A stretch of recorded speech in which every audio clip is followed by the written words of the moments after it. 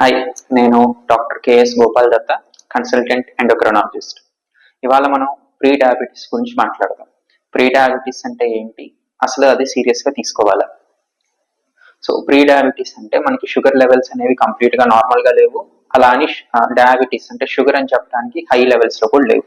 మధ్యలో levels pre diabetes అంటాం. అంటే పడగడుపున 100 నుంచి 125 మధ్యలో, తిన్న 2 గంటలకి 140 నుంచి 199 మధ్యలో, హెచ్బిఏవన్సీ అంటే 3 నెలల యావరేజ్ 5.7 నుంచి 6.4 మధ్యలో, దీన్ని ప్రీ డయాబెటీస్ అంటాం.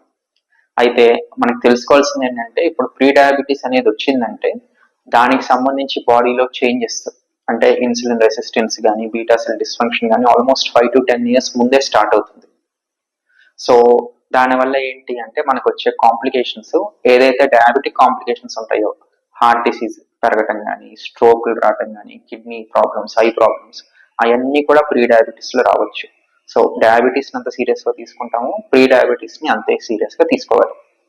సో ప్రీ డయాబెటీస్ డయాగ్నోస్ అయిన తర్వాత మనం డైట్ మోడిఫికేషను, ఎక్సర్సైజ్, ఒకవేళ అవసరమైతే మందులు వాడుకొని దాని కనుక కంట్రోల్లో పెట్టుకుంటే ఒక 70 నుంచి 80% మందిలో నార్మల్ షుగర్ లెవెల్స్కి వెళ్ళిపోయే అవకాశం ఉంటుంది.